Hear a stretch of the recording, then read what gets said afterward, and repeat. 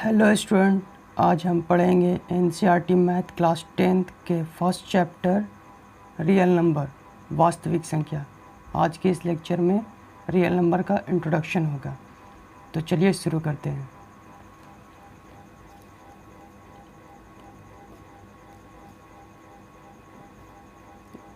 Real number वास्तविक संख्या। वास्तविक संख्या कहते हैं किसको? वैसी संख्या जिसमें परिमेय संख्या अपरिमेय संख्या दोनों का सम्मिलित हो, उसे वास्तविक संख्या कहते हैं। जैसे एग्जाम्पल √5 + 1 √3/4 √3 - 1 etc। वास्तविक संख्या के दो भाग होते हैं। पहला परिमेय संख्या, परिमेय संख्या जिसको इंग्लिश में रेशनल नंबर कहते हैं। रेशनल नंबर क्या है? वैसी संख्या जो P/Q के रूप में हो, P/Q के रूप में हो, जहाँ P और Q एक पूर्णांक संख्या हो तथा Q ≠ 0, उसे हम परिमेय संख्या कहते हैं। जहाँ Q यानी अंश या हर डिनोमिनेटर ≠ 0, 0 के बराबर ना हो, उसे हम परिमेय संख्या कहते हैं। एग्जाम्पल 7/8, जैसे 9/4, 3/2 etc। अब इसके बाद आता है दूसरा नंबर, अपरिमेय संख्या। अपरिमेय संख्या जिसको इंग्लिश में इर्रेशनल नंबर कहते हैं। अब ये होता है वैसी संख्या जिसे P/Q में ना लिखा, P/Q पे नहीं लिखा जाता हो, उसे अपरिमेय संख्या कहते हैं। या जिसका वर्ग नहीं होता हो, उसे अपरिमेय संख्या कहते हैं। जैसे एग्जाम्पल √3, √5, √2 and √6 etc। अब एक संख्या होता है जो इस चैप्टर में पढ़ना होता है, भाज्य संख्या। भाज्य संख्या जिसको इंग्लिश में बोलते हैं कंपाउंड नंबर। कंपाउंड नंबर यानी वैसी संख्या जो एक से सेल्फ यानी खुद से और किसी एक और से कटे, यानी जिसका गुणनखंड 2 से ज़्यादा हो, उसे हम भाज्य संख्या कहते हैं।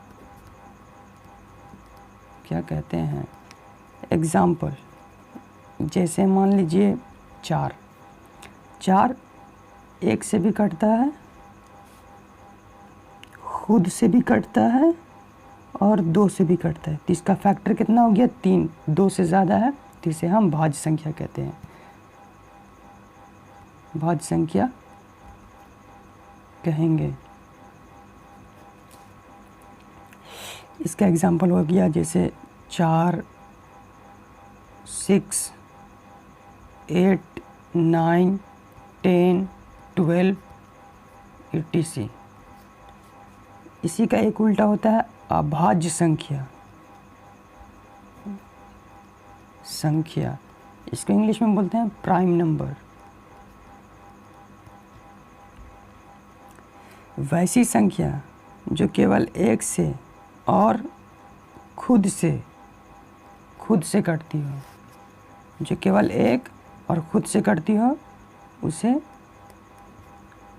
अभाज्य संख्या कहते हैं। यानी जैसे में तीन का फैक्टर कितना होता है, एक तो 1 होता है और एक ये खुद होता है, यानी इसका फैक्टर केवल 2, यानी जिसका फैक्टर केवल 2 हो उसे अभाज्य संख्या कहते हैं। ये 2 से फैक्टर, बस इसका 2 फैक्टर होगा और तीसरा फैक्टर नहीं होगा। वैसी संख्या जिसका केवल खुद से कटे और 1 से कटे और किसी तीसरे से ना कटे उसे अभाज्य संख्या कहते हैं, अभाज्य प्राइम नंबर कहते हैं। एग्जाम्पल 2, 3, 4 नहीं, 5, 7, 9 नहीं होगा, 10 भी नहीं होगा, 11, 13 etc। अब भाज्य संख्या और अभाज्य संख्या में रिलेशन देखते हैं। जैसे भाज्य संख्या गुना अभाज्य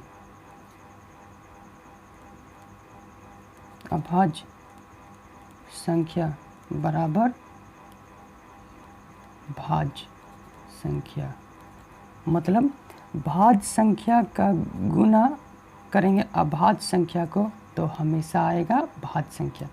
एग्जाम्पल में जैसे देख लीजिए, भाज्य संख्या मतलब 16 इंटू अभाज्य संख्या मतलब 16, मतलब 16 का 2 से ज़्यादा फैक्टर है। जैसे देखिए 16 का कितना है, एक तो खुद से 1 से कटेगा, 2 से कटेगा, 4 से कटेगा, 8 से कटेगा और एक खुद 16 से कटेगा, तो इसका कितना फैक्टर हो गया, 1 2 3 4 5, इसका 5 फैक्टर हो गया। और एक 17 इसका कितना फैक्टर हो गया, एक 1 और ये खुद 2 ही फैक्टर, तो ये अभाज्य संख्या हो गया, ये भाज्य संख्या हो गया। इन दोनों को मल्टीप्लाई करेंगे तो कितना आएगा, 16 इंटू मल्टीप्लाई करेंगे 7 छक 42, 42 के 2 272। अब 272 का कितना फैक्टर होगा, 272 का अगर फैक्टर करेंगे तो ये 2 से ज़्यादा आ जाएगा, इसका फैक्टर 2 से ज़्यादा आ जाएगा, इसलिए ये संख्या भाज्य है। तो ये हमारा रिलेशन सही हुआ। हमेशा याद रखिए, भाज्य संख्या का गुणनफल अभाज्य संख्या बराबर भाज्य संख्या। अब हम पढ़ेंगे भाग।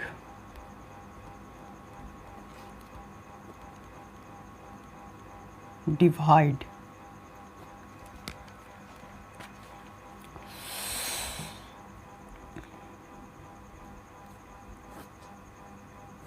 भाग का ये सिंबल हो गया, जो इधर लेफ्ट साइड रहता है उसको बोलते हैं भाजक, जो बीच में रहता है उसे बोलते हैं भाज्य, और जो राइट साइड में होता है उसे बोलते हैं भागफल।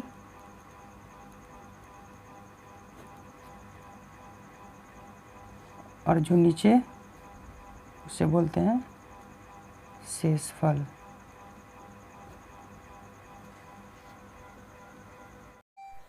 भाजक को इंग्लिश में बोलते हैं डिवाइजर।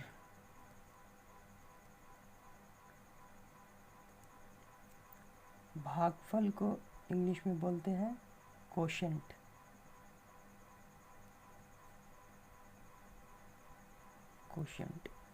शेषफल को इंग्लिश में बोलते हैं रिमाइंडर। और भाज्य को इंग्लिश में बोलते हैं डिविडेंड।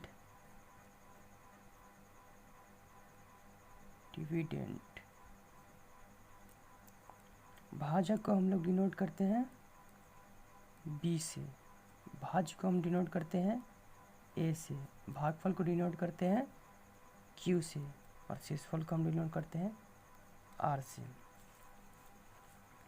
अब इसका सूत्र होता है भाज्य बराबर भाजक गुने भागफल, भाजक गुने भागफल जोड़ शेषफल। शेषफल। भाज्य को हम डिनोट क्या चीज़ से करते हैं? ए से। तो ए बराबर, भाज्य को डिनोट करते हैं बी से, तो बी इंटू भागफल को हम लोग डिनोट करते हैं क्यू से, तो क्यू प्लस शेषफल को डिनोट करते हैं आर से, तो आर। तो ए बराबर बी क्यू प्लस आर, जहाँ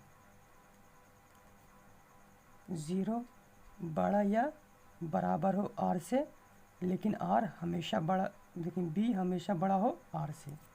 ये कंडीशन है, इसको आपको याद हमेशा करना होगा।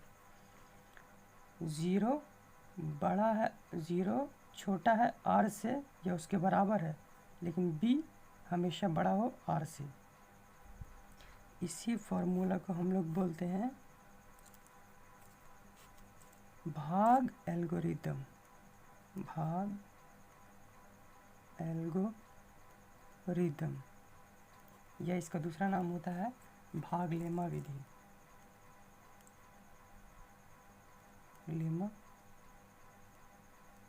भाग लेमा विधि, भाग एल्गोरिदम विधि। अब मसा के पर, मसा यानी HCF के बारे में कुछ पढ़ते हैं। HCF निकालने के 3 विधि। फर्स्ट, भाग विधि। भाग विधि, मेथड ऑफ डिवाइड, जो हम लोग 4-6 शायद जो हम लोग जूनियर क्लास में पढ़ते थे। सेकंड हमारा आ गया गुणनखंड विधि।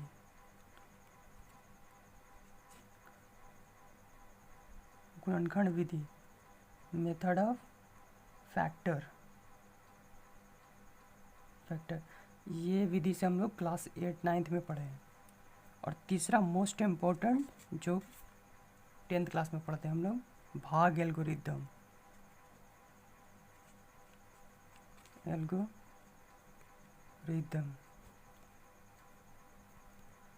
भाग एल्गोरिदम, जो इस चैप्टर का मेन मोटो है। भाग एल्गोरिदम से हम लोग मसा निकालना सीखते हैं। तो चलिए एक एक क्वेश्चन हम इन तीनों से बनाकर आपको बता देते हैं। तो पहला है मेथड ऑफ डिवाइड।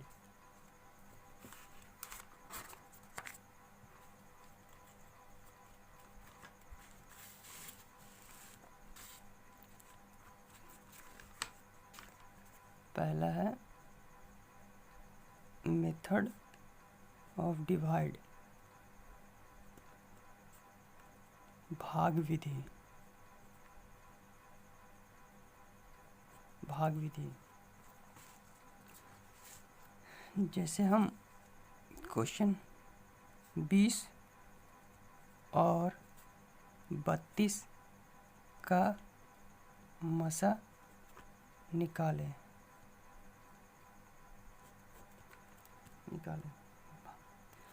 अब ये देखिए, अब दो संख्या देखो 20 और 32, तो इसमें से हम पहचानेंगे कौन की कौन भाज्य होगा। जो बड़ा होगा वो हमेशा भाज्य होगा,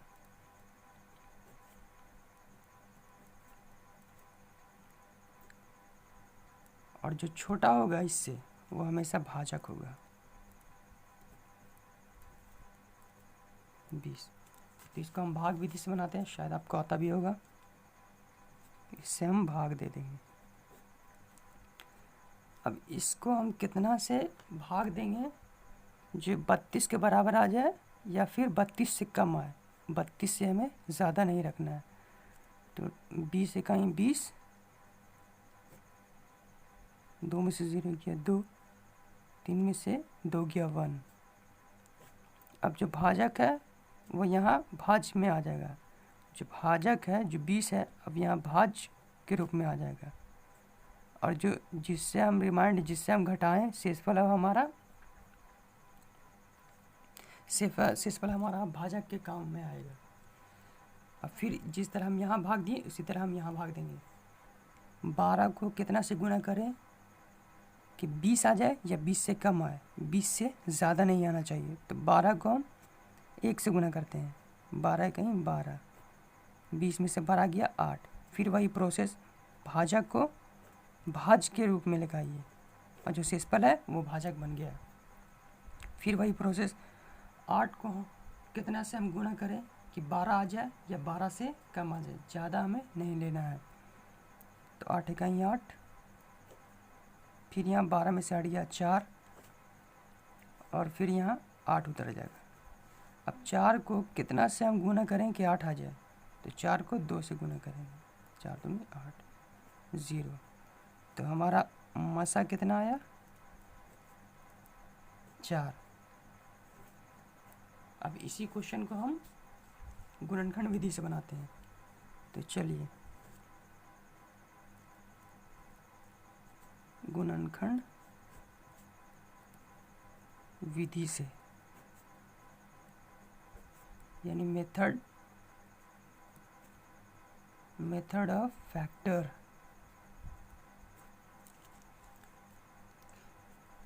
तो इसका हमें चलिए 32 का गुणनखंड कीजिए। तो 32 का गुणनखंड तो एक खुद हो जाएगा और 2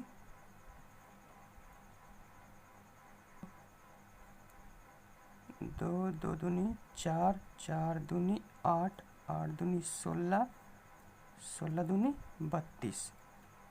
अब 20 का एक तो इसका भी हो जाएगा, 2 दूनी 4 और 4 बचे 20। अब इसमें जो मिल रहा है उसे कॉमन कर लीजिए। ये इसके दोनों मिल रहा है, ये दोनों मिल रहा है और बाकी नहीं मिल रहा है। तो मसा बराबर जो जो कॉमन है जोड़ा मिला उसको लिख देंगे 2, जो 2 जोड़ा ऊपर में भी मिला और नीचे में भी मिला, यानी 32 का फैक्टर और 20 का फैक्टर दोनों को मिलाकर हम 1 लिखते हैं। तो 2 और 2 मिलाकर एक 2 हो गया। फिर यहाँ एक ऊपर वाला एक नीचे वाला, इन दोनों को मिलाकर एक 2 हो गया। तो 2 दूनी 4, ये हमारा मसा आ गया गुणनखंड विधि से। भाग विधि से भी हमारा 4 आया और गुणनखंड विधि से भी हमारा 4 आया। अब लसा इसका निकाल दीजिए। लसा बराबर मसा गुणे बचे संख्या। तो मसा हमारा कितना आया 4 आया और बचा संख्या कितना 2 2 2 यानी 222 इंटू 5, 2 इंटू 2 इंटू 2 इंटू 5। अब इन सबको मल्टीप्लाई कीजिए, 4 दूनी 8 8 दूनी 16 16 दूनी 32 32 बचे 160। ये हमारा लस आया और मसा तो हमारा सेम आया। गुणनखंड विधि से भी 4 आया और भाग विधि से भी हमारा 4 आया। अब तीसरा मेथड है भाग एल्गोरिदम, जो मोस्ट इम्पोर्टेंट है, VBI। भाग एल्गोरिदम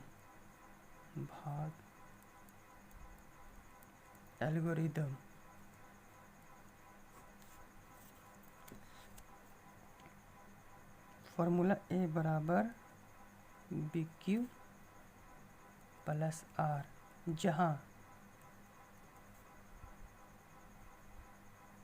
0 से बड़ा हो R या उसके बराबर हो और R से हमेशा बड़ा हो B। मैंने पहले ही बताया था कि 20 और 32 में जो बड़ा होगा उसे भाज की तरफ लिखेंगे और जो छोटा होगा उसे हम B के यानी भाजक के स्थान पर लिखेंगे। अब 20 में हम कितना से गुना करें कि 32 आ जाए और कितना जोड़ें। तो 20 में हम 1 से गुना करते हैं तो 20 से कहीं 20 और 18 जोड़ते हैं,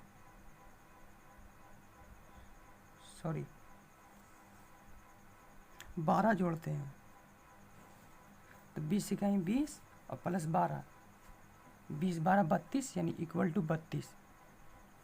अब जो यहाँ जो बी के स्थान पर है वो हमेशा मूव होके ए के स्थान पर आए, ए के स्थान पर आएगा। मैंने यहाँ पहले ही बताया था। तो बी का स्थान चेंज होकर ए के स्थान के पास आएगा, तो 20 ए की जगह पर आएगा और जो शेषफल है वो हमेशा बी की स्थान लेगा, तो 12 बी के स्थान पर आएगा इनटू। अब 12 में कितना से गुना करें और कितना जोड़ें कि 20 आ जाए, तो 12 में हम 1 से गुना कर देते हैं, तो 12 कहीं 12, अब 20 लाना है तो इसमें 8 जोड़ देंगे, तो हमारा 12 कहीं 12 और प्लस 8, 12 8 20। फिर ये प्रोसेस इसी तरह चलता रहेगा। बी के स्थान वाले मान को ए के स्थान पर रखेंगे और आर वाले मान को बी के स्थान पर रखेंगे। तो 12 को यहाँ मूव कराइए और 8 को बी के स्थान पर मूव कराइए इनटू। अब 8 में कितना से हम गुना करें और कितना जोड़ें कि 12 आ जाए, तो 8 में हम 1 से गुना करेंगे, 8 इकाई 8 और 4 जोड़ेंगे तो 12 आ जाएगा। फिर यह प्रोसेस वैसा ही चलेगा। 8 को ए के स्थान पर लेकर आइए और आर के स्थान को बी के स्थान पर लेकर आइए, 4 इंटू। अब 4 में कितना से मल्टीप्लाई करें कि 8 आ जाए और कितना जोड़ें, तो 4 में 2 से मल्टीप्लाई करें तो 4 दूनी 8 और जोड़ना तो हम है नहीं तो आर की जगह पर हम 0 रख दें। और ये प्रक्रिया तब तक चलेगा जब तक आर बराबर 0 ना आ जाए। ये ऐसे प्रोसेस तब तक चलेगा जब तक रिमाइंडर शेषफल आर बराबर 0 ना आ जाए, तब तक ये प्रोसेस चलता रहेगा। और जो बी के स्थान पर रहेगा वही हमारा मसा होगा, मसा बराबर 4। अब देखिए तीनों मेथड से इसका मसा भाग विधि से बनाया हमने, 20 और 32 का मसा निकाला 4 आया। गुणनखंड विधि से हमने 20 और 32 का मसा निकाला तो 4 आया। भाग एल्गोरिथम से हमने 20 और 32 का मसा निकाला तो 4 आया। मतलब ये जो जितने भी सारे मेथड थे वो सारे वेरिएबल है, मतलब सारे सही है, इसमें कोई गलत की बात नहीं है। अब पढ़ते हैं लासा और मसा में relation. LCM and HCF relation,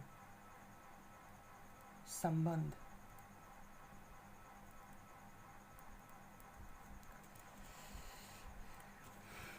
दो संख्याओं का गुणनफल, संख्याओं का गुणनफल बराबर HCF गुने LCM। दो संख्याओं का गुणनफल LCM बटे LCM इंटू HCF। दो संख्याओं का गुणनफल HCF इंटू LCM।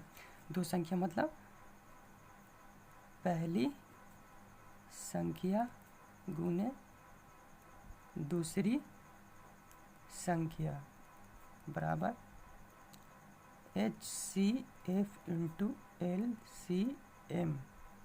पहली संख्या को मान लीजिए A और दूसरी संख्या को मान लीजिए B। HCF into LCM। पहली संख्या को A माना शॉर्ट वे में। अब हर जगह हम लोग कितना लिखते रहेंगे, पहली संख्या गुने दूसरी संख्या, इसलिए हम मान लेते हैं कि पहली संख्या A है और दूसरी संख्या B है। इसको हम लिख सकते हैं A इंटू बी बराबर HCF इंटू LCM। पहली संख्या को A माने हैं, दूसरी संख्या को B माने हैं। पहली संख्या निकालना होता A बराबर HCF इंटू LCM बटे B। ये पहली संख्या का फॉर्मूला आ गया। दूसरी संख्या निकालना हो तो B बराबर HCF इंटू LCM बटे A। ये हमारे दूसरी संख्या का फॉर्मूला आ गया। अगर HCF निकालना हो तो HCF बराबर तब A इंटू B LCM। ये है हमारा HCF निकालने का फार्मूला। अगर LCM निकालना हो तो A इंटू बी HCF, ये हमारा LCM निकालने का फार्मूला है। दो संख्याओं का गुणनफल HCF इंटू LCM, पहली संख्या निकालना हो तो HCF इंटू LCM बटा दूसरी संख्या यानी B, दूसरी संख्या निकालना हो तो HCF इंटू LCM बटे A, मतलब पहली संख्या। HCF निकालना हो तो पहली संख्या गुने दूसरी संख्या बटे LCM, LCM निकालना हो तो पहली संख्या गुने दूसरी संख्या बटे HCF, यानी LCM निकालना हो तो HCF बट्टा में जाएगा, HCF निकालना हो तो LCM बट्टा में जाएगा। अगर दूसरी संख्या निकालना हो तो पहली संख्या बट्टा में जाएगा, पहली संख्या निकालना हो तो दूसरी संख्या बट्टा में जाएगा। ओके,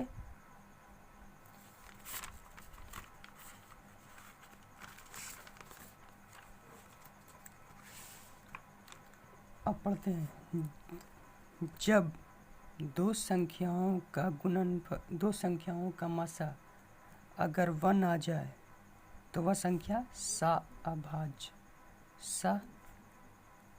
अभाज्य संख्या कहलाती है, यानी को प्राइम नंबर।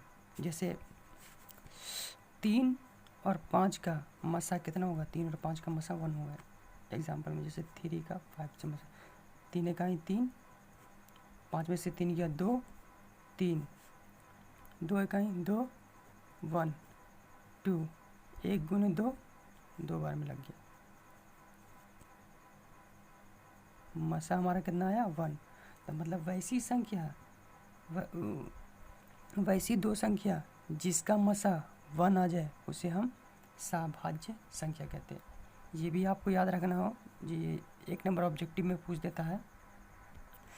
अब हम पढ़ेंगे शांत अशांत आवृत्ति। शांत और अशांत आवृत्ति, टर्मिनेटिंग एंड नॉन टर्मिनेटिंग।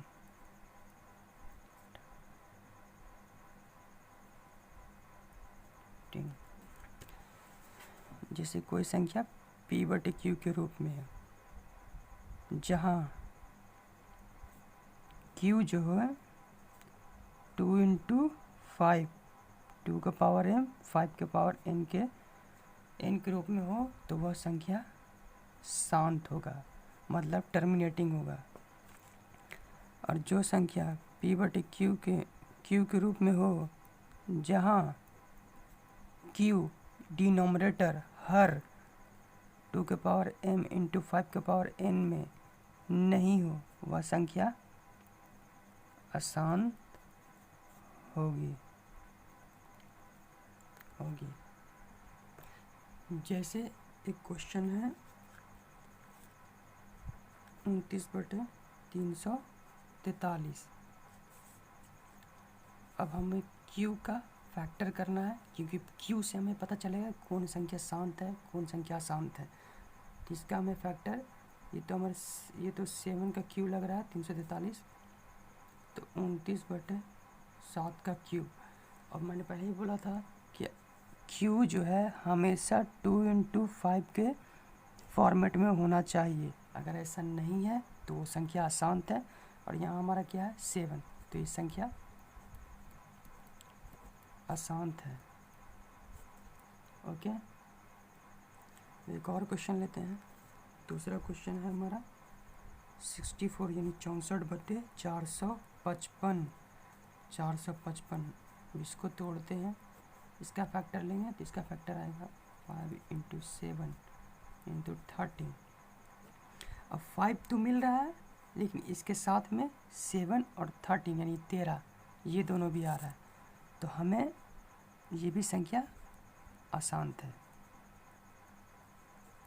क्योंकि हमें जो सिर्फ 5 अगर रहता तो संख्या शांत हो जाता, लेकिन इसके साथ में 7 और 13 भी है, तो ये संख्या अशांत हो जाएगी। क्योंकि हमें डिनोमिनेटर में 2 इंटू 5 के सिवा और कुछ नहीं चाहिए। अगर कुछ भी और उसके साथ है तो वो संख्या अशांत है। अगर 2 इंटू 5 के रेशियो में है तो शांत है। अगर सिर्फ 2 है तो भी शांत है।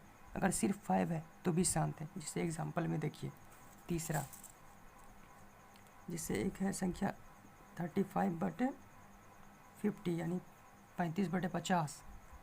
तो 35 का 35, 50 का हम फैक्टर करेंगे तो ये हमारा आ जाएगा 5 × 25, 25 दूनी 50 यानी 35, 5 का स्क्वायर इंटू 2।